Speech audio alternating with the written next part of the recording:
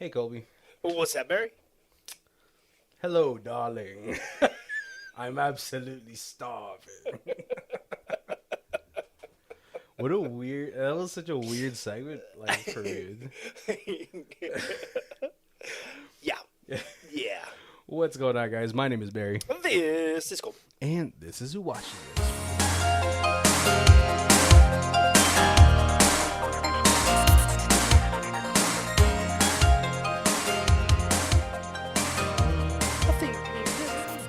Welcome, one and all.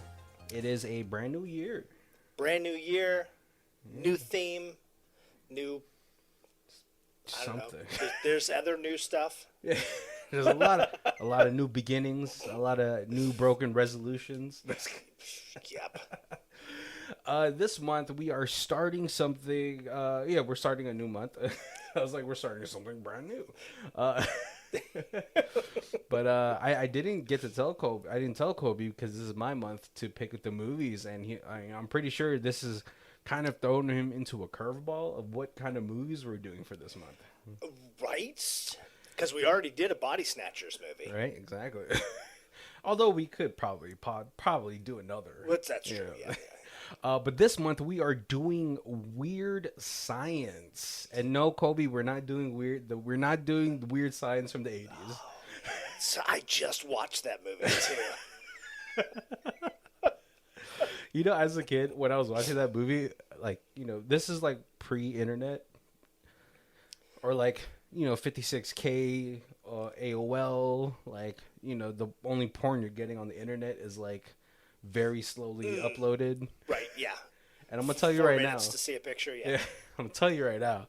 When I watched Weird Science as a kid, I was like, where's the boobs? There were no boobs in sight. It seemed like a movie for boobs. Yeah. Right? There was actually a manga that was like that as well. Not like exactly like that, but they had like sort of the same premise for Weird Science. But no, yeah, this one. I was going to say there was a manga with no boobs. There's always boobs in manga. It's like a Arrested Development. There's always money in the banana set. Yep. But no. So before we get into the first movie, let's get into our first segment where I do you a little ditty. Pull out. And that's what she said. Who knew so many people would end up dead? But in bodies that's not of her own, she's a danger with the gat, everyone getting blown. She's a wolf in sheep's clothing, the aggressor. So let's see what happens in 2020's Possessor. Ooh. It's like a You brought it together at the end there? Yeah? It's like a dark Dr. Seuss right there. And it really does perfectly encompass the movie's premise, does. Right? Right. Yeah, today we're going to be doing 2020's Possessor sci-fi movie, directed by Cronenberg's son, Brandon Cronenberg. Right. Did you know he was doing movies? I did not. I had never heard of him until this. That sounds terrible, but... You know what though? I'm glad that he has before we get into the movie, I wanted to say because then there's been a couple of examples or a couple of people who have come from a family of like movie makers, and so one of the ones that really stand out to my head is Hayao Miyazaki from Studio Ghibli, his son, but then he did not like his son's. Son stuff, and I can see why. Like, I think the movie that he came out with was like a 3D one, and apparently, like, it was like a big fu to his dad. But his dad hated it. He hated it for the fact that like that was like the message of the movie, whereas it's like, you know, you're supposed to be doing movies for people, not for you. Right. For you, or something like that. He has like a very highly publicized estrangement from his son. Like, you know, I mean, they're not estranged, but like they might as well be at this point. Because he told his son, he's like, you can stop now. But with Brandon Cronenberg, it seems like he's been like with this first movie that I've seen him do. It's really interesting because he has like hints of his father's influence. Oh yes, It's definitely. pretty evident. But like he still is able to create his own style with like just adopting some of those things that his father is known for. Yeah. Oh yeah, but like Cronenberg was such a. I'm pretty sure he's like a huge like inspiration for a lot of. Oh yeah. Yeah. And, yeah, like I guess you grow up and that's like your. That's the person you live with. That's the who's teaching you this stuff, even if it's like not directly teaching you. So like I understand like how you start, like if your dad's in sales, you start selling like your dad did, and then you get your own style, and it may eventually be totally different. But but like still with little hints of him, right, like, right. And I'm glad that Brandon was able to do that as well, because then like I love Cronenberg type of movies, or like anything like Love and Death and Robots, like that's like very like there's like you could see the inspirations from Cronenberg in those, very H.P. Lovecraftian. It's a lot of things that like don't, because like Cronenberg's movies and like those type of like that type of media, it never really treats their audience like they have to be spoon fed the information. Oh yes, right. And I think this is it, because we really don't get any answers. We as the audience, I feel like we always have to like come up with them or think about it, right? Right. And I always loved that about Cronenberg movies, was that like it was really kind of up for interpretation. And I'm like, even if the director meant something, like you said, he didn't spoon feed it to you. He kind of put this out there and was like, hey, talk about this around the water cooler tomorrow. Yeah. And it's not like because then there's other movies like that, very art house movies, but those always feel like super pretentious. Mm-hmm. And this doesn't have, I think maybe because it's so like it's sci-fi and like it doesn't have that, but I mean he does it well enough for a wide audience. Yeah. But like still like I think if you show this to a wide audience, they'll be like, I don't get it. But that was really fucking interesting to watch. Yes. Yeah, and that's like where the difference lies, right? So let's talk about the 2020 Possessor. This movie starts off fairly strange. There's a woman looking at herself in the mirror, and you're like, oh, what's going on? And like she pulls out like this thing that looks like something that should connect to an amp. Yeah. It's electric like guitar. Yeah. It's like a super long like plug. And you're like, what is she doing? And she's like kind of fiddling with something that looks like it would, like a volume or whatever. And that almost looks almost old fashioned. Yeah, like because I like when they do like these futuristic like movies, and then they kind of incorporate very like retro looking things, like in the Loki series. Yes. Like that whole set looks like it belongs in the 70s or the 60s. But they do it here too, and then you're like, all right, well, where's she gonna put that in? And she starts to insert it at the top of her head, and this is where the Cronenberg comes in, because we get like a micro, or a macro, or a micro shot. Yeah, it is so super zoomed in. Yeah, like you could see the hair follicles, and it inserts into the head, and the blood starts gushing out, and you're like, what the fuck? And then like you see this girl's face, and she's like trying to smile, and then like not, and then trying to like laugh but can't, and then just starts to like kind of cry. Yeah. It's fairly strange because you don't know what the context of it is. You do learn later on what's happening, but like at that point you're like, okay. Yeah, right. Yeah. And then it hard cuts into her like with her hair done, or maybe a wig. I don't know what it is. And then she's like in a jumpsuit, like a good old Russian New York jumpsuit. And she's zoning out at like a hotel lobby until one of her friends gets her, and they go into this elevator. They start going up. Very, very cinematic shots here. Like I think within the shots also tells a different story. So like me just telling you, you're going like, oh, okay. Like we were just saying, art house film, like it's very art house film. very good like cinematography, storytelling, Yeah. and all that stuff, right? And so they come up to this party at the suite. You could probably tell it's like one of those high class parties. Yeah. But they're the only ones in jumpsuits, so like you're kind of like, what are they? Are they about to break into a flash mob? Or... right? Because then this party's pretty posh. Right. Oh yeah. Everybody else is in suits and fine dresses and heels and And there's like a group of women in these like teal or turquoise colored jumpsuits, and you're like, what is going on? But it seems like they're there maybe for possible late night entertainment for people. I don't know. I see. I just took it as kind of like they were like this house, like the servants. I don't know, like the. That's a really weird uniform for a servant. But no, like there'd be like the I don't know, the maitre-d's and the. Yeah. It's hard to like. That's what I thought. That's what you thought. Like we don't know, right?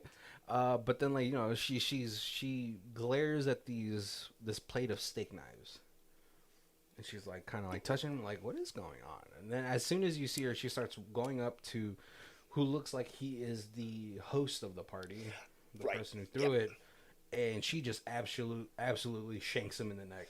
Oh, yep, full on, just throat stabbing, and they.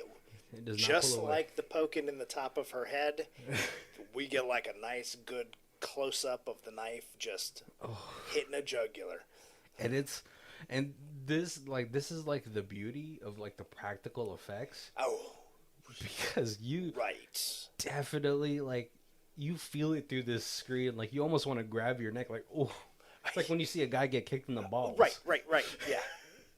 And she just absolutely starts shanking this dude. And he falls, and then she just basically just lays on top of him and just stab.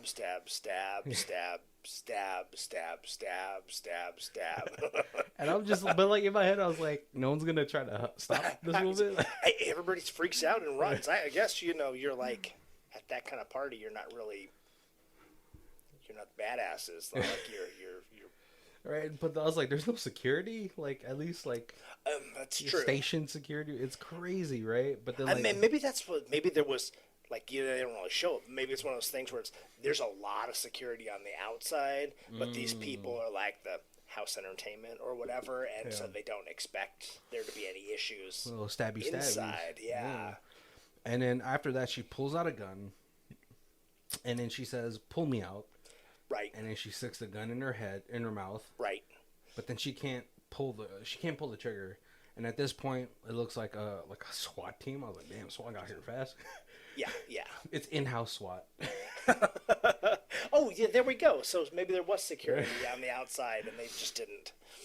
Exactly. And then like she's like, obviously she can't shoot herself, so she aims at these SWAT guys. Right, and they call it death by police or whatever.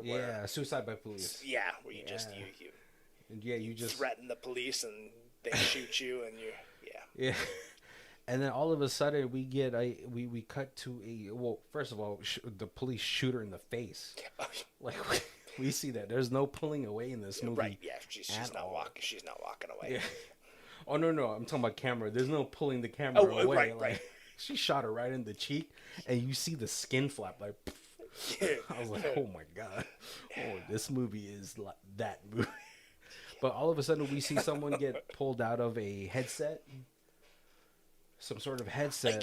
Some weird kind of helmet thing. It kind of looks like the helmet from, what's it called, Ridley Scott's Alien. Yeah. Yeah, like the engineers. Yeah, I was like, that has to be the engineer, right? That looks too similar. It's very elephant-like. It was crazy. But, like, yeah, and then this woman pulls up. She's, like, looks like her body is, like, almost, like, convulsing how, like, tight her, like, neck veins are. Yeah.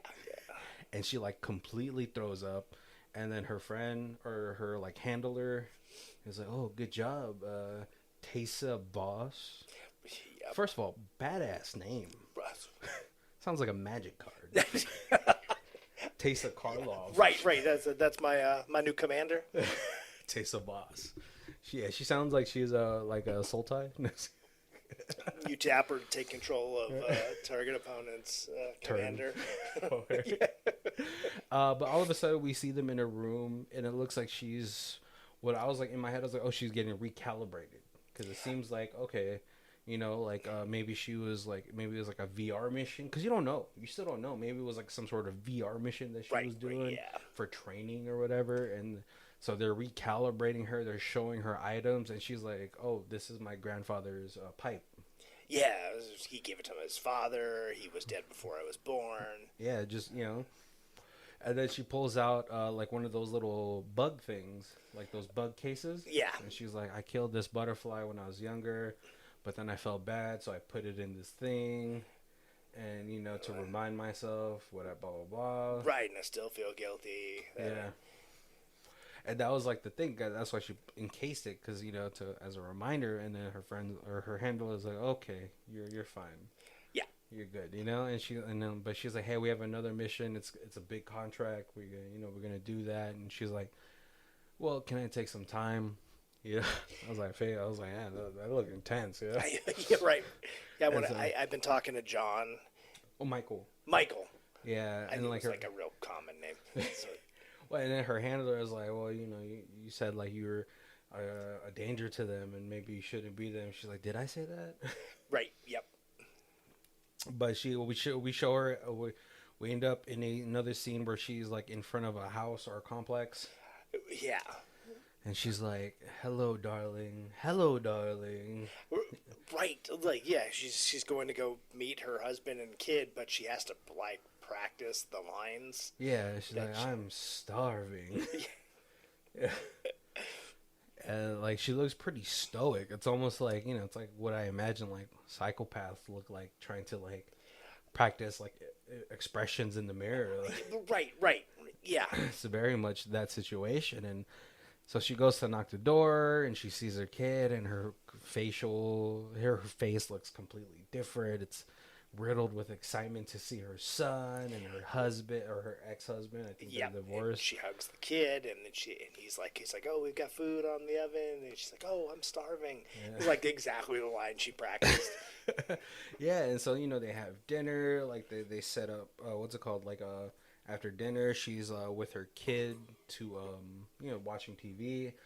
And this is where I was like, oh, it wasn't like some sort of VR training mission, because the case of what just happened is being shown on their 100-inch TV. Yeah, right. They're talking about the assassin or whatever, and like her son is like programming.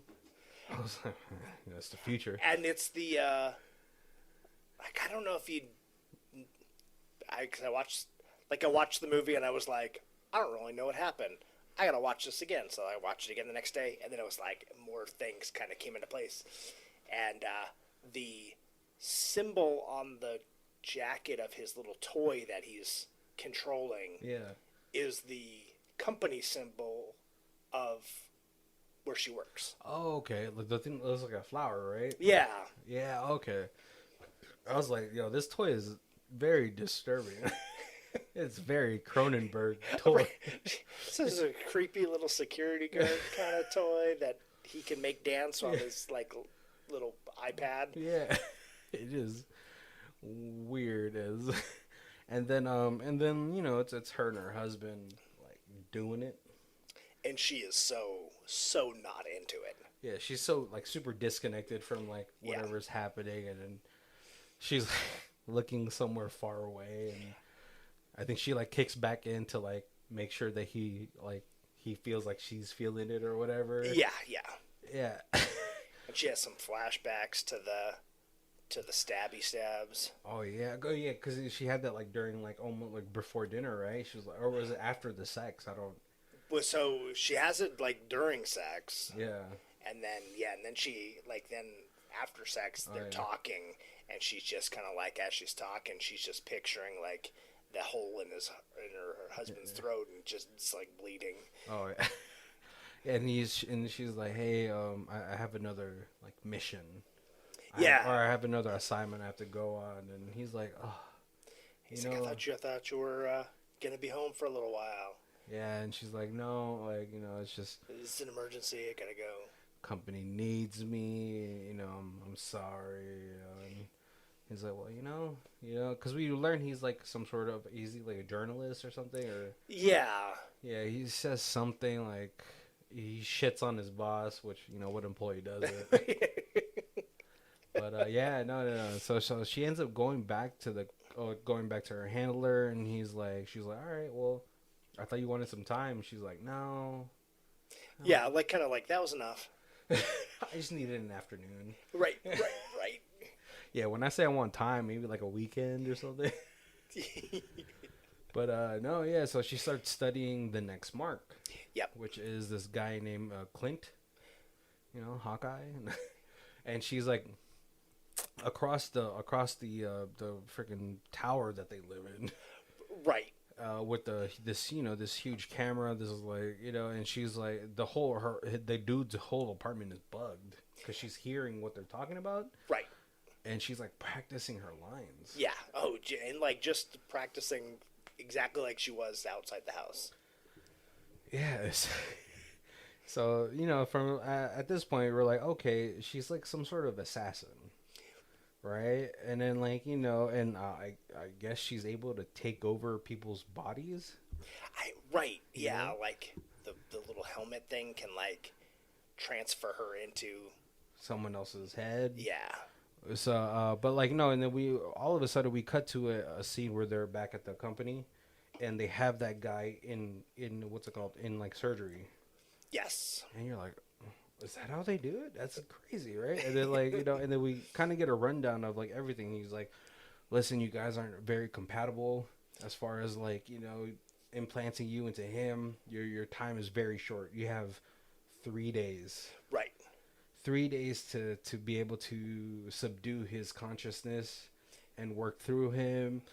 You'll be able to access like little memories of like his work and all that stuff. Remember, it's his girlfriend's name is Ava, not Eva. Right. And I guess the guy used to be a drug dealer, but he fell in love with the daughter of basically Jeff Bezos' daughter, Sean Bean. Yeah. And so now he's working really low level at that company. Yeah. Well, we learned that later what he's doing, but yeah. So they're giving her a complete rundown, and then it's just listen, every day you have to calibrate. Right. Because your compatibility is so low. Yeah. And that's what we learned that she was doing at the beginning, was calibrating herself to the person. Girl. Yeah. And they even said that even if you start getting anomalies, you calibrate yourself multiple times a day if you need to. Oh, it looks so painful. But yeah, and so they're able to put him into the body, and all of a sudden we wake up into her, him in his apartment with his girlfriend, and he walks around. She's very stumbly. It's when you see a horse coming out for the first time. Oh, right. Yeah. They come out running, which I still find so weird. Super wobbly. It was Jesus. And at first he's very affectionate with the partner Ava. Yeah. And she's like, "Oh, what's gotten into you?" Right. Yeah, you seem very different today. Yeah. And so she's like, "Oh, okay. Let me correct myself." Yeah. Yep. Not too touchy feely, right? But no, she gets ready for work, and looks like he does look like a very low level employee. He's in a polo, and he's lined up with all these other people. Right. And then they're like, "Hey, you're doing what is it? Shutters." Shutters and curtains today. I was like, were you what does that mean? I totally. Yeah. And I really almost didn't even get it after the scene. It wasn't until the second time I watched it, I was like, oh, yeah, okay. Yeah. Because I was at first I was like, is this an assembly line that he's doing? But no, right. he walks into this office space, an office space, quotes, but it's a tunnel of just people in these headsets. Yeah, everybody's kind of not even their own desk. It's just their own little section at a table. You put these headset on, and then apparently you were looking into somebody's. It's just kind of like an Amazon, and you're looking into somebody's apartment through one of the many little cameras that people have that they don't realize they have, like on their computer or on their Ring or whatever, and on their phone. And it's like he has to look for people who have bought curtains and shutters. What kind of curtains and shutters? And and make sure that they're up and make sure that they're, working well. Oh, is that what I thought? It was like it's one of those things like cookies. Like, oh, that's the kind of shutters and curtains they like, so let's recommend them more of those. Oh. Yeah. That's a possibility, too. Because, Then there's one, he kind of flips through, like, a number of little scenes. One, there's a kid, and you could just see, it's like a kid playing with an iPad, and, like, all he can see is the kid's face, and he's just like, can't see anything, next. Yeah. There's... I don't know if you watched did you watch the uncut or the? I watched the uncut. Yeah. There's one where this is the first, I gotta say, for a movie, because I've seen many dicks on movies. Right. I have never seen a full vagina in a movie, because it's a couple having sex. Yeah. And this woman is prostated. I don't know how you call that. Whatever. And she's full eagle. Right. And then she kind of gets stuck on it for a second, and then her supervisor's like, "Hey man, what you doing, bro? Your numbers are down. Speed things up. You're moving at a snail's pace, yeah. dog.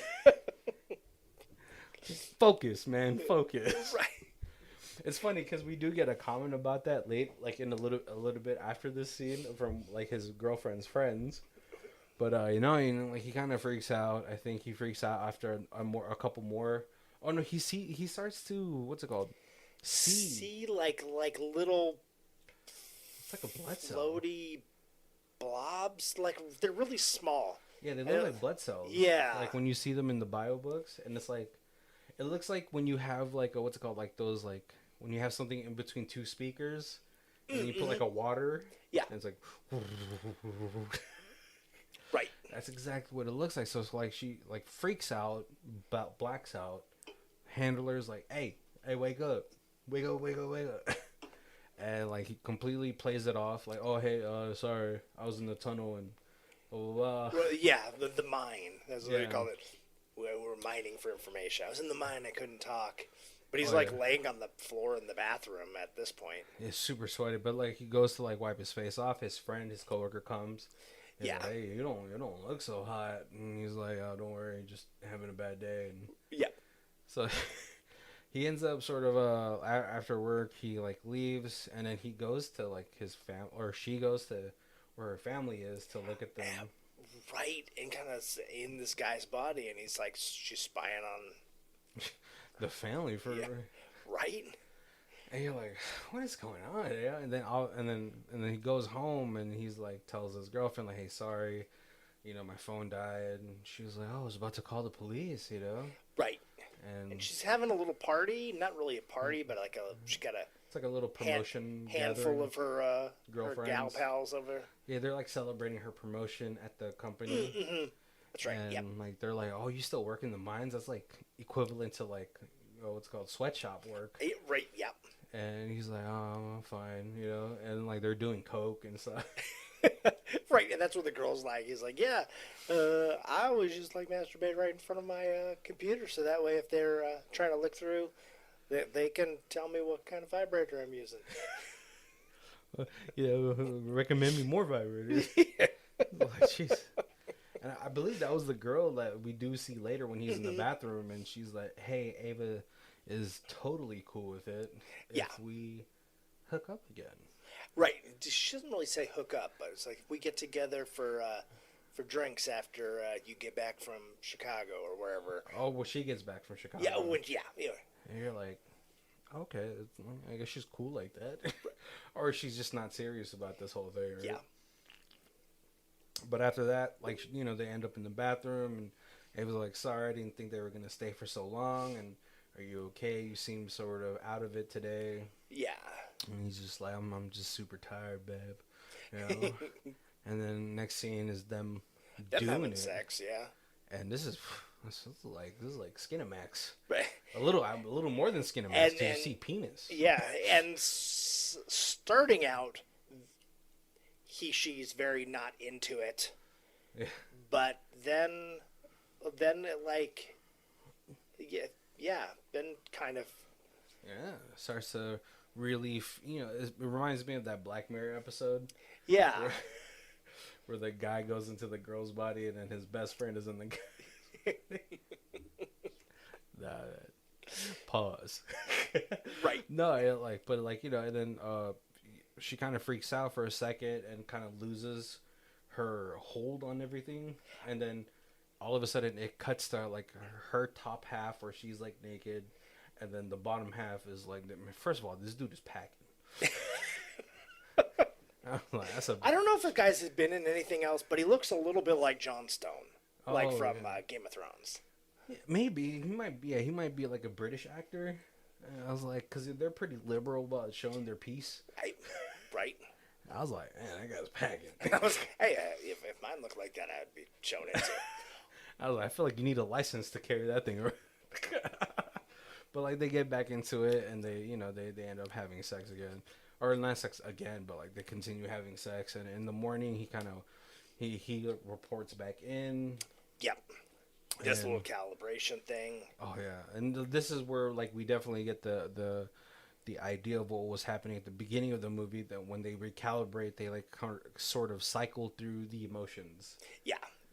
To really, but like, at this point you can tell that Vos is kind of losing it. Right, and she's insisting that she's fine, and like it's an interesting because they flip back to her like laying on the bed with the helmet on, and like everything she says in the body is like she's saying out loud in this room. And so, but then when her boss talks to her, she could just like talk into her ear, and so she could hear it in the guy's body. Yeah, super. It's like, this is like next level meta. Right. Quest. Yeah, and it's not so you realize it's not like she's still conscious in the body, even though she's controlling the other body. So it's not like she sucked out and put into the other body. Yeah, like her full consciousness. Yeah, it's like a Bluetooth. Yeah. But it's a very it's one of those situations where like, I don't know, like a lot of like the brain stuff is way above me, But so no, like we learned that there's a party tonight. And they have to go to the party. He's like, right, because he's like, oh yeah, no, I'll be done in 12 hours because the party's tonight. Yeah, I'm gonna kill Sean Bean. Yep. This dude. Hey, I'm not gonna spoil anything, but yeah. So we go to this party, and she's like the girlfriend is just like, oh, I'm sorry, you have to suffer my father. He's a total monster. Right, and he's pretty like he's like super sarcastic nice. Yeah. Where like he doesn't say anything that's mean, but it comes across really like putting you down. Yeah, it pisses me more off like when it's like that. If you're gonna put me down, just do it. Right. Yeah.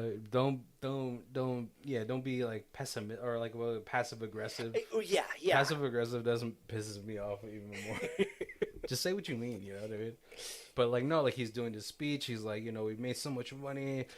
I'm so bored at this point. I was like, is he supposed to be Jeff Bezos?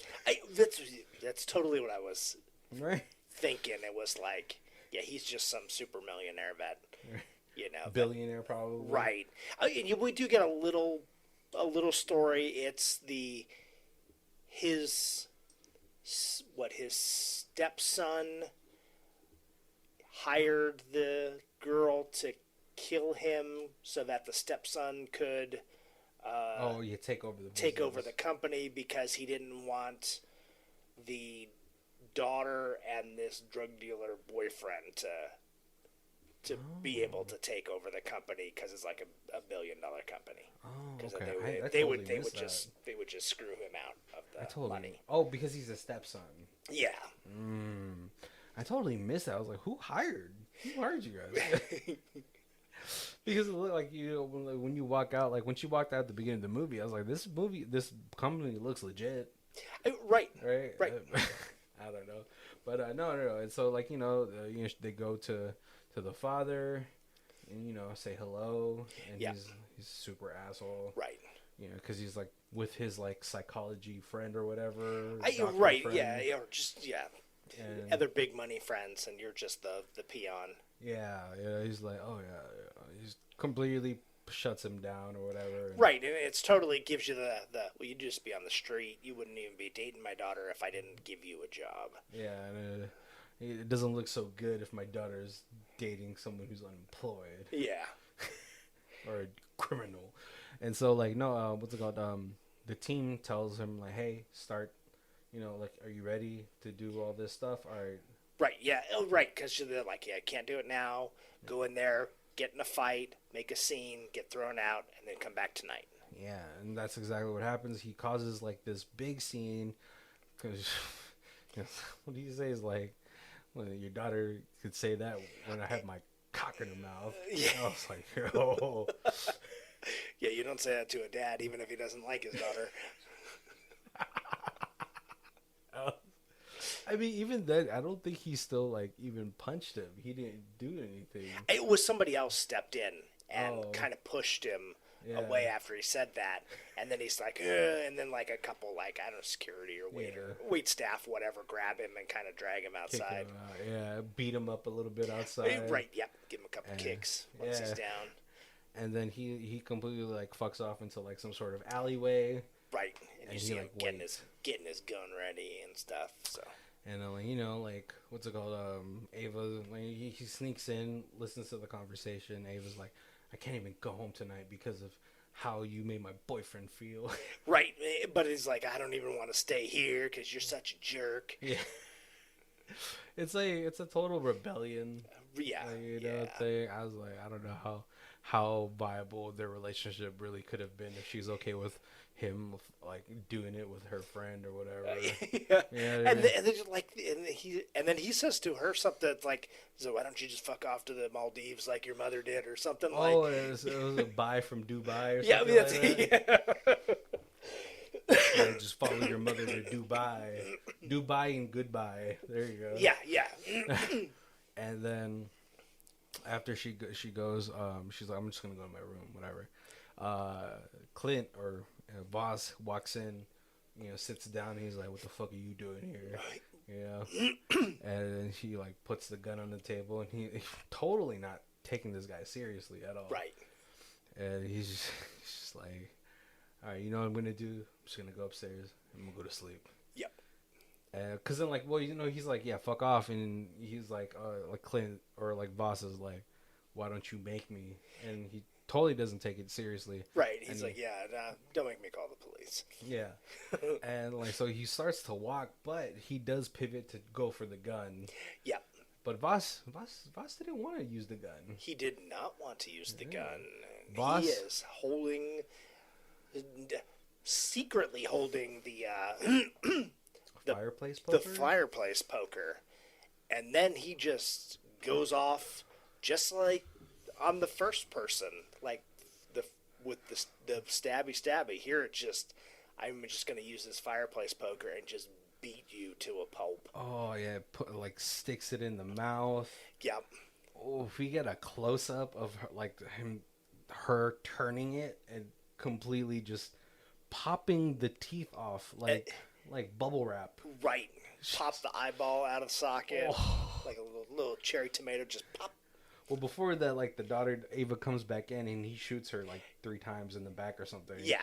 But, like, yeah, it's super, like, a super brutal to see, man. Yeah. It's just, like, again, practical effects, you know? Yeah. Makes you feel it. And you're like, he possibly can't be alive after that. Right. Right? And then so, like, you know, he figures, like, Vos figures, like, okay, Sean Bean is dead. I have to go finish off the daughter. Right. And, oh, man, it's just, like, very almost like a serial killer, like, because she's, like, crawling on the ground and he, like, our boss caresses, like, her face. Yeah. So, and then just pops her in the head and blood just splatters everywhere. Yep. Movie is brutal. And then he's like, all right, pull me out, puts the gun in his mouth, and seemingly can't do it again. Can't do it again. And then they get like a, what's it called, like a shard of glass, and then he like stabs himself in the top of the head. Right. But then we right where the plug's at. Yeah. And then we cut to what's it called, Vos, like in her body, just blood pouring out of her mouth. Yeah. I was like, oh shoot, did she die? Did she die because they killed the implant instead of the person? Yeah, the implant. And you still don't know. Yeah, yeah. And you don't know at that point. You don't know, like, if it is it Vos? Is it the guy who grabbed the piece of glass? Was it Vos trying to kill herself? Because that's the way. Apparently, that's the way you break the connection. Yeah. And get sent back to your body. Yeah, but then then you see her start hemorrhaging. Yeah. Or whatever, and you're like, oh, okay, I don't think that was supposed to happen at all. Right. And then we start getting little glimpses of her back into the body. Yeah. But the body has like regained a certain amount of control, because the next time we do see the body, it's like walking. Yeah. And it walks all the way up to like the morning. But Vos, or like the Clint notices that two people are following him, so he grabs some clothes and tries to like mix in with the crowd. Right. And eventually he runs away to Chicago Girl's apartment. Yeah. And he's like, hey, me and Ava had a fight. You think I could stay here while you're in Chicago? And she's like, oh yeah, fine. 2 days. 2 days. Yeah. If you're gonna leave, just leave the key with the doorman. Again, very posh apartment. You didn't have to tell me you had a doorman. I see the apartment. I know you have a doorman. And like he's sitting at the couch, and he finds out that Sean Bean didn't die. Right, because he's watching the news again. Yeah, and he's like, oh my god, he's not dead. But then Vos like links back in, and he ends up killing Chicago Girl. You don't know that. It's a weird like. Points the gun at Chicago Girl, and then the next thing you know is like you hear banging on the door. Oh, I was like, she killed Chicago Girl. I assume that too. You don't know that until like later you do get confirmation, but I was like, there's no, because then like later when the knocking comes at the door, the luggages are still there as well. Oh, yeah, okay. So Chicago Girl did not get to leave. Right. And it's Eddie, his best friend from the company. Yeah. And he's like, oh, hey, are you okay? Chicago Girl told me you were here, so I came to check up on you. And he's like, what? He's like, hey, do you have a drink? And then he turns around, and then Eddie ends up like stunning him. Yeah. And then Ava wakes up on the bed, and he's like, hey, I'm a plant. Don't worry. Right. I'm here with the company. I was part of the company. I was one of the ones who made the arrangement to get you here. And I can't believe I'm meeting you. It was so awesome the way you did the businessman, and I'm a big fan. Because because we do know from the handler, Vos, you're one of our best. Yeah. So like she's been doing this for a pretty long time. I could imagine, right? And so like he's like, hey, I'm gonna help you recalibrate, to subdue you and all that stuff, and then he recalibrates her, and he's like, all right, and then after that you got to pull it yourself. And he's like, I can't seem to do it. You have to shoot me. And he's like, oh, I'm a Christian. I was like, does that really matter at this point? You know what this company does. You can't be like, I'm a Christian. It's against my beliefs. Yeah. But I'll work for a company that assassinates you. But he jacks her in, and he's like, hey, you're gonna see a whole bunch of like images. Don't worry, that's normal. But like again, this is where like a lot of the visual story, we're not really doing this movie a whole lot of justice because of like the visual storytelling. Yeah, there's so much to it. There's so many like walking by a window and you could see both faces, blurry faces next to each other in the reflection and stuff like that. There's just And this is kind of where it gets kind of weird, and it gets really fucking weird because they're like in the conscious state where it's depicted as like this red filtered state, right? Voss is on the bed, and then Clint's subconscious starts to creep up on her. Yep. And then starts to choke her, and then again, like, visual storytelling, he like completely crushes her head like a balloon. Yeah, and then pulls her face off and puts it on. I feel like Nicolas Cage would like to have a word. I'm a man of my word. But it sits on his face like this weird plastic. It's like leather mask, yeah. It's very leather. And so, like, if you've seen the movie poster, that where it looks like they've got it's like somebody with like a like their face is melting off, kind of. That's this scene. Yeah, and then it starts to go through Voss's memories of like what had happened prior to her jacking herself into his body. Right. Super creepy. Like, he's going through her day with the mask on. Yeah. Like, even like during the sex scene with her husband, it's like his body with her mask on with this dude on. So gross. But then when he comes to, Voss has now killed Eddie, or like Clinton has killed, or whoever killed Eddie. Right. He's like dead on the floor. Clint's like, oh my God, Eddie. Oh, he doesn't know he's there. Why is he there? And he looks in the bathroom, and then Chicago Girl is like naked on the floor. Yeah. You see, she got like shot in the face. And I guess that's the first time he realizes that she's dead. Yeah. So he freaks out, but then he walks to Voss's neighborhood. Right. The husband and all this stuff. He encounters the son, tries to get a little information. The dad comes out. He's like, okay, that's where you live. Okay. Yeah. And he waits till night. And then he knocks on the door. Husband comes up, and he's like, hey, where's Voss? I need to talk to Voss. I have a message from Voss. And he's like, oh, right, she doesn't work her. Yeah, she doesn't live here anymore, so bye. And he like forces himself in there. Yeah. Holds the husband, Michael, like gunpoint, and he's like, Voss, you better come out right now, or else I'm gonna kill him. I'm gonna freaking kill him. And then he tells like a little, as he's trying to figure it out, he's like, hey, what if your wife was cleaning the cat litter and like a worm got into her brain, and then it started telling her to do things. When you're talking to her, are you talking to her, or are you talking to the worm? Yeah, or is your wife, is the person you fell in love with your wife or the worm? Right. I was like, that whole speech was like, see, another reason not to have a cat. Cat poop has worms in it. I don't know. Is that even a thing? Could you get a parasite from? There's like bacteria, so you're not supposed to like hand touch it if you're pregnant. Oh, it's not something that like normally affects people, but if you were pregnant, you're not supposed to, because it could affect the fetus. The fetus. That's what I'm saying. But that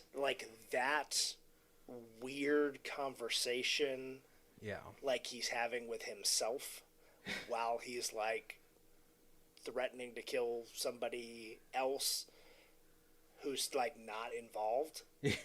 Like, that's very like Cronenberg. Like, that's Videodrome. Like, I felt like that, It really, it really puts you in a weird space as like, just imagine yourself as the guy, like, I don't know what the fuck you're talking about, bro. Right. It's kind of like his, like, almost like this descent into madness that he's, like, vocalizing. Yeah.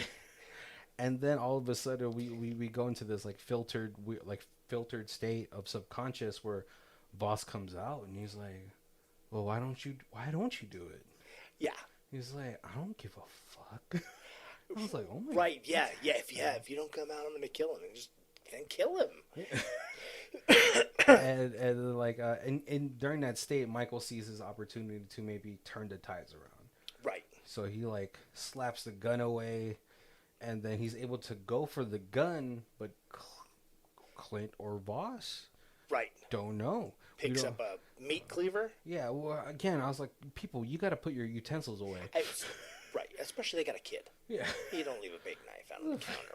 kid in And the house. oh man, chops this dude's like fingers off I, and just starts laying into him. Just right. Once again, that let's let's overstab this person. yeah, it is. At some point, like the dude's already dead. You just and then like you're left with like this silence, and the chopping, and Yeah. the sound of the. Wet, sloppy meat. That's like the worst way to put it. Wet, sloppy meat. You hit something with a meat cleaver enough times that's it's no longer a person. It's just meat. Yeah. And then you're like, who did that? Was it Clint? But then you figure it's Voss, because he grabs the gun, or she grabs the gun and puts it in his mouth, and he's like, all right, take me out. Right. But then again struggles to pull the trigger until a little stab it. And it's her son. It's her son that stabbed Clint in the neck. And you're like, what is going on? And then Voss just unloads on this kid, which is like another thing that movies typically do not show. Right. I mean, they've killed children in movies before, but it's always like cutaway. Yeah. There's absolutely no cutting away in this one. Lots of good practical effect. Yeah, because like the final shot is like at least in the back of the kid, but then you see the brain. Oh yeah, so it goes right through. Yep. And as I saw that, I was like, I hope Colby didn't watch this with Teresa. Oh. T would not like this at all. And so now these two bodies are lying on the floor, Clint and the kid, Ira. And then you hear Ira say, pull me out. Yep. So I was like, whoa, what? Does that... Yeah. You know, and then when they get pulled out, it's Voss and her boss right next to each other. Right. And she looks at her boss, and then the boss looks at her, and then all of a sudden we cut away into the room where they calibrate. Right. But she's like, "Oh, this pipe. This is my grandfather's pipe. He gave it to my dad. He passed away before I was born." And then she pulls out the little butterfly, and she's like, "It's a butterfly that I killed, put into this jar." And the handler's like, "Very good, very good." And the movie ends. Right. Apparently, there was a third item that they were supposed to be looking at, but we never get to see it. Right. Yeah. Which I was like, man, why? Right, because like the first time is like, oh, this third item, I don't. That's not mine. Yeah. Yeah. Well, I figured, like, I was like, is that the item? Because I was also figuring, I was like, well, there might be other, because when we opened to that shot for the first time, there's like other items on the thing. Right. Yeah. Right? There's like a little pocket knife and a little pocket watch like or something. Yeah. Yeah, something like that. So I was just like, all right. Well, and then the movie just ends. Yep. So before we get into our thoughts, let's go into our other section. We have high star and low star. Colby? So we got a 10 out of 10. Best sci-fi horror movie I've seen for a while. That's weird English. I really enjoyed this film. Thought the premise of the story was good and well executed. I liked the look of the film. And yes, it's gory, and if you don't care for that sort of thing, give it a swerve. For me, it was one of the best sci-fi horrors I've seen in a few years. I look forward to Brandon Cronenberg's next full-length feature film, as this was a real treat if you like this sort of thing. And then we have 1 out of 10, waste of time, 0.5 out of 5 stars. Possessor is one of the worst psychological sci-fi horror films that is weird to even explain. Director spends more time trying to cross boundaries on trying to take the audience into a weird and disturbing direction. It's low budget, okay, independent, and one of those films that will take you on a unsettling trip. Plot is weird and dumb. The script and characters are forgettable. Acting is tedious with a forgettable cast. The film does lack thrills and suspense, and in the end, you would be asking yourself, "What are you watching?" I don't really. That one's a I think you just didn't like it. Yeah. But Hey, and it's one of those things. Sometimes you get like, if you get a thinker of a movie and it's not spoon fed to you, lots of times you'll get a small section of people who are just like, it didn't tell me what I should think, so I just don't like it. I don't think this movie is low budget at all. Like it's Right. Yeah, like these are like serious. It's just practical effects, but it's like it is not. I'm like it's not like college movie. yeah, this isn't like YouTube movie. Yeah. Budget. No, this seemed like a pretty big budget, especially during the mind melding scene. Right. We kind of glossed over that, but there is a very cool her transferring her consciousness into the guy. Yeah. The way they portrayed that.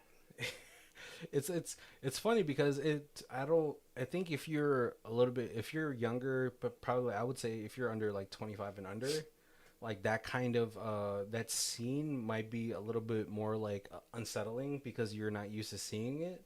But I think because like our age, we're used to like sort of it's almost claymation like.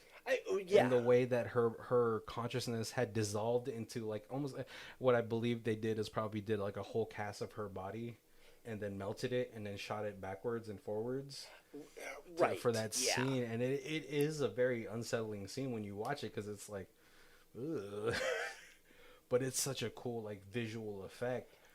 Right. It reminded me a little bit of the Indiana Jones when the German guy's face melts when they first opened the Ark. Yeah, it's the same sort of like technique of doing it, and it's so like weird. And there's like other like the scenes where the consciousness are like battling each other. Right. Like I would have to say probably like was it like an epilepsy warning or something? Oh, there's a lot of flashing lights, especially blue red. Yeah.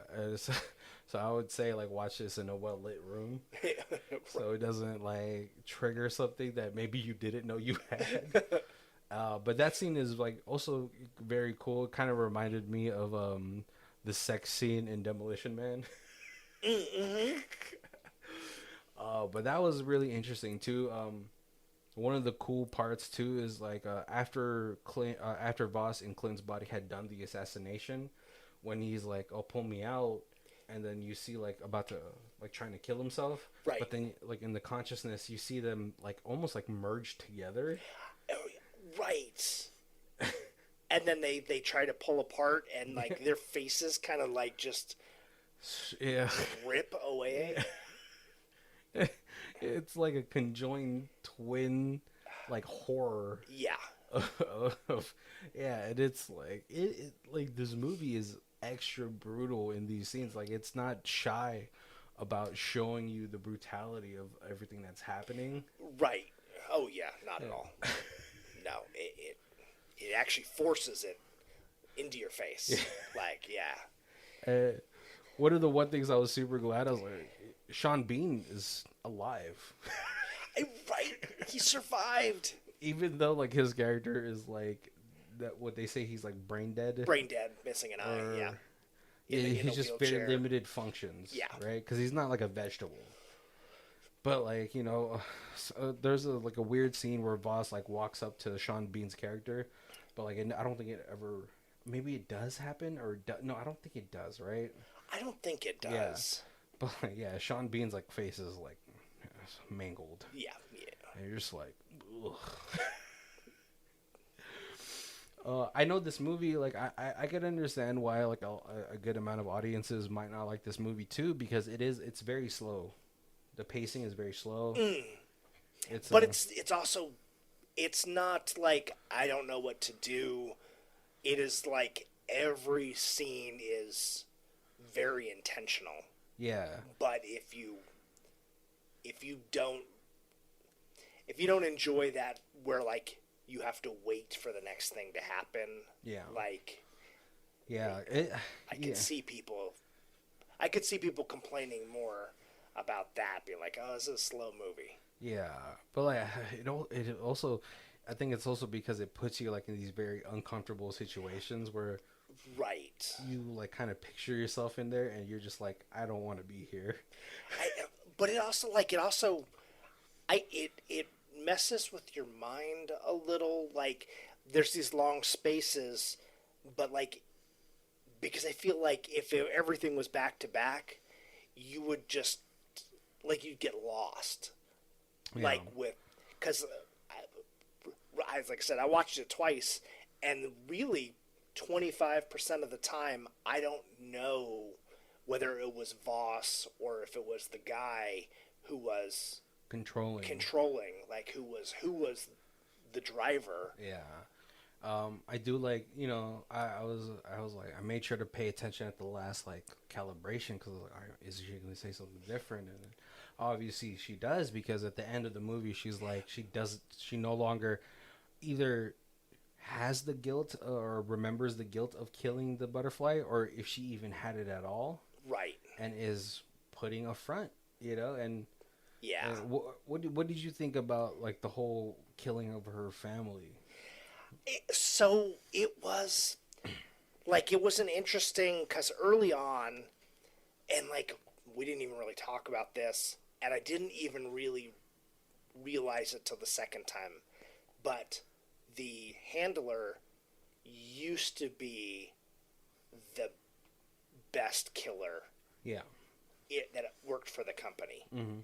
And she's getting old, and she's looking for a replacement, and that's why she's bringing in Voss to replace her when she retires. Yeah, Voss was probably like the second best killer. Yeah, and so then she makes a comment about like, hey, you are perfect except for I can see this little thread that's attached to your brain that is attached to Michael and your Ira. family. Yeah. Yeah. And that's like the only thing that makes me not just have you be my replacement now. Yeah. And like you could totally, because obviously in any assassin movie we've ever watched, attachments are always the thing. Right. But then like it wasn't even it wasn't even the handler's idea to eradicate the family. Right. Right. It was Voss. Right. Like, well, Clint went there, but Voss was just like, fuck it. Because it really throws you for a loop too, because like in the beginning of the movie, while her son is sleeping, she like tussles like his hair. Right, and she smells him. Yeah, and it's like, but like at this point, because you don't really get too much of a history of our main character. Nothing really. Yeah. But like you do get bits where like, oh yeah, you're the best there is since I left. Yeah. And like you'd be perfect. Right, and like you don't like it leaves it open. It's like, was this a military person so they're trained to kill?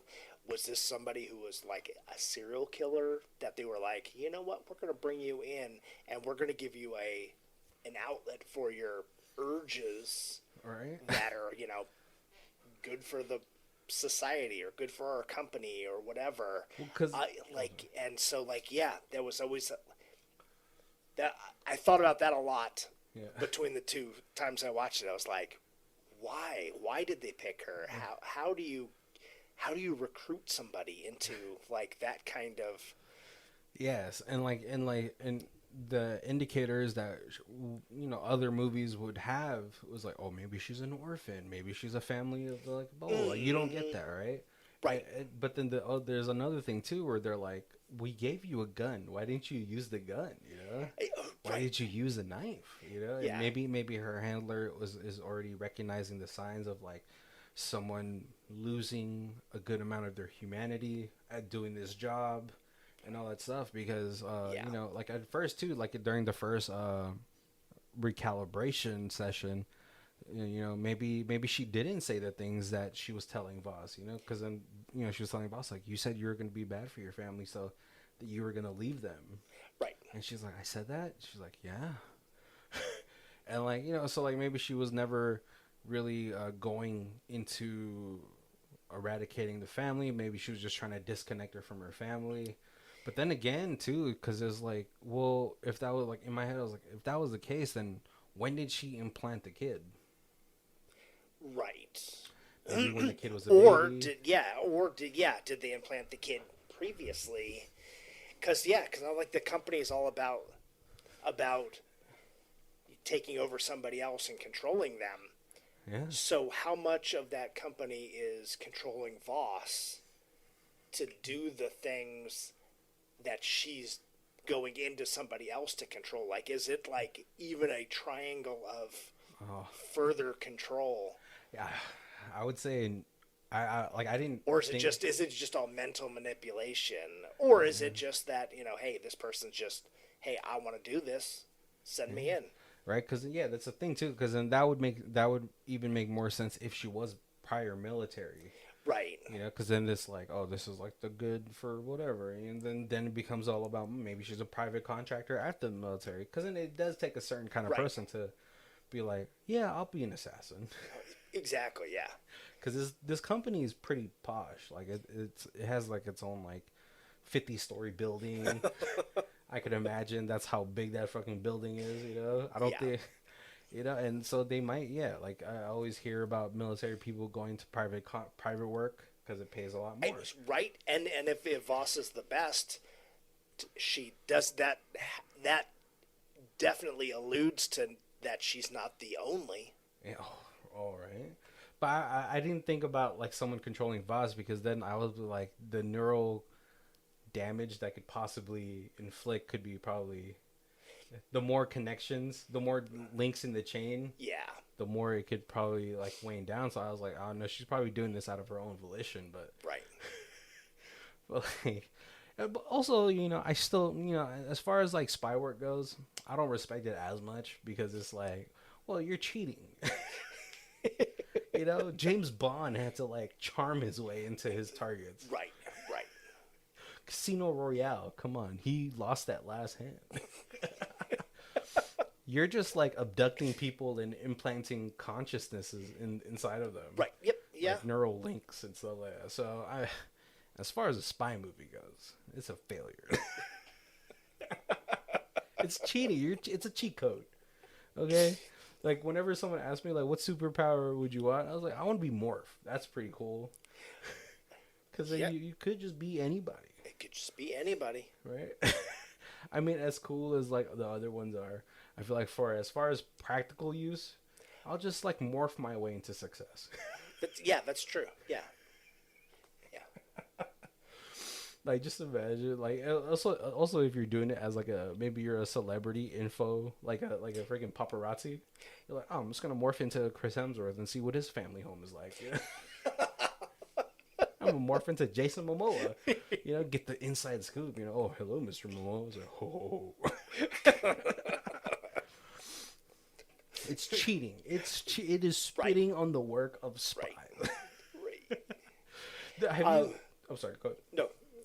Before you forget, I was just saying the one other thing that kind of like it was making me think it was the because she's practicing being herself before she saw her like her kid, like, and was it like are you like so introverted that you were just more comfortable being in somebody else's skin?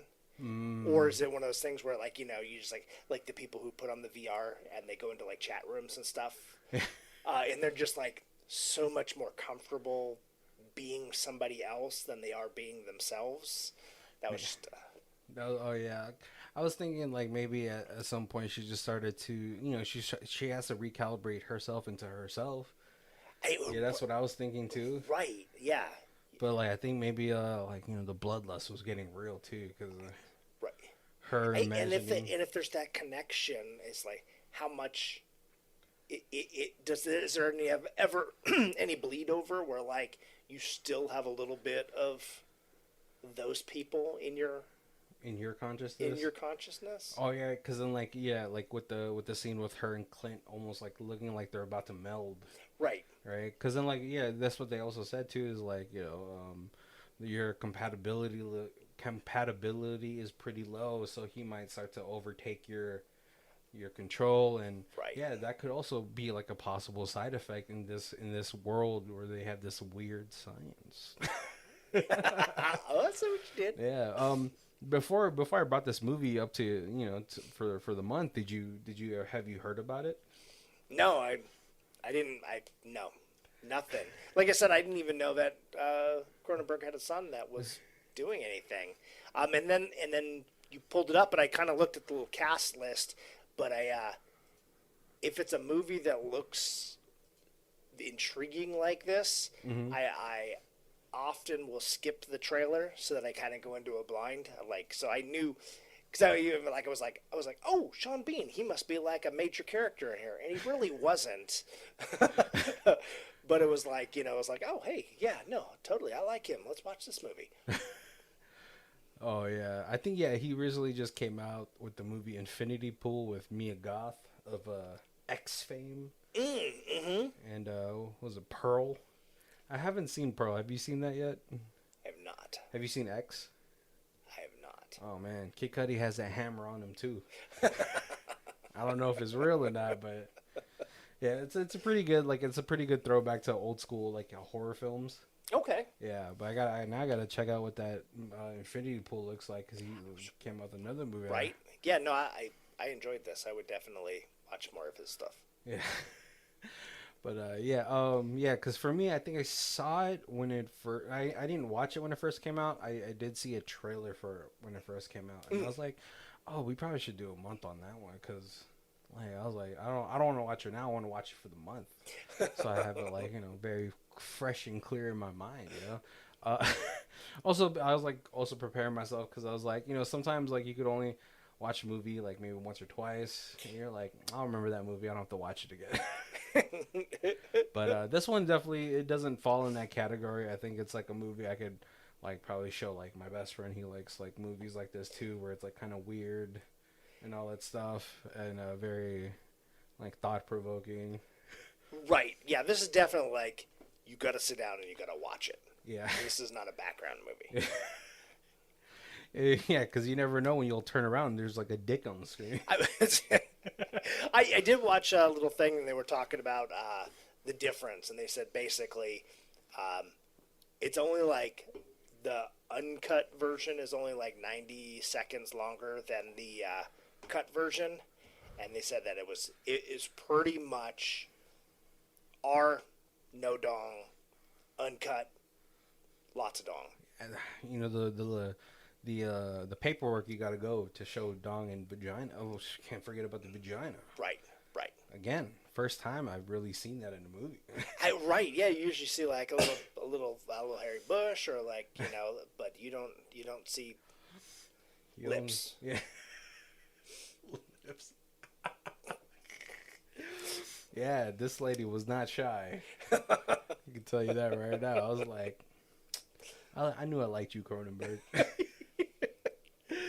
Oh man, well we're coming up to the end of this first one. If this is the first time you guys are joining us, we want to thank you guys for joining us. Make sure to check out our other months. We got Nicolas Cage month, and of course we just passed Christmas, so you got to check out our Christmas movies.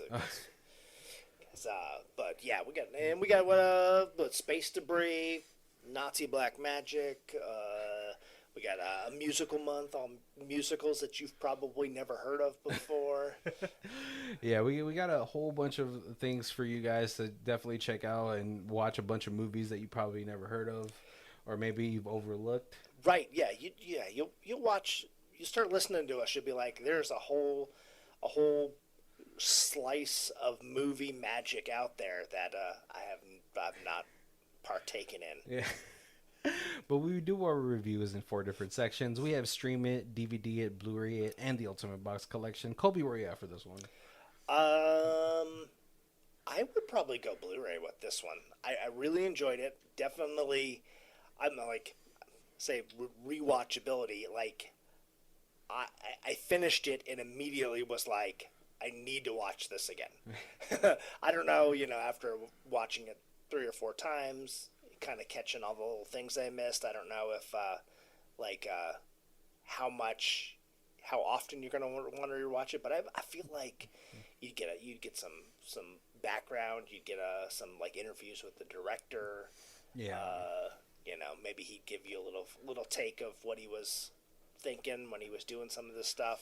Yeah, you definitely get a lot of the practical work too. Like, oh, this is Sean Bean's head when he got crushed. Yeah, yeah. Yeah. Again, like watching those teeth pop out, I was like, ooh. If anyone hates going to the dentist, you definitely are feeling that. Because, man, when he goes for the twist, they just pop right out of there. Yeah. I was like, how is he still alive after that? Yeah, I'm definitely going Blu-ray for this one as well. You know, it's still pretty early in his career as far as like being a holding, or what's it called, maintaining that Cronenberg mantle. Definitely probably want to see Infinity Pool at a later date too as well, because yeah, Mia Goth is also, she seems to be a pretty good actress as well. From the things that I've seen her in, I haven't seen her in a lot, but at least in X and in Pearl, I presume she's going to be really good in that as well. And so yeah, definitely an easy, yeah, like again, like this movie might not be for a lot of people, Right. especially for like the killing of a child on screen is kind of hard for people to watch. I was surprised by it too. I was like, oh shit. Yeah. I feel like we have a tendency to pick movies that like when it's over, you're like, you're either gonna love this movie or you're gonna hate this movie. There's like nothing we have ever gets rated a 5. It's like 9s and 10s or 1s and 2s. Someone's gonna be like, who watches this? Not me. But yeah, I definitely want to thank you guys for joining us. Make sure to leave comments on our socials. Yeah, we got our Twitter, Instagram, Facebook, TikTok. Yeah, definitely. For Christmas, me and Colby are recommending a movie a day, to fill your joyous holidays with. Yeah, so you kind of jump in the Wayback Machine and see what we did for Christmas. All right, guys. Well, thank you guys for joining us. My name is Barry. This is Colby. And this is Who Watches This. If you guys want to check out as a theme music, it is Lee Rosevere. It's called Arcade Montage. It's on our album Music Podcast 3, and our Bandcamp is down below. Thank you.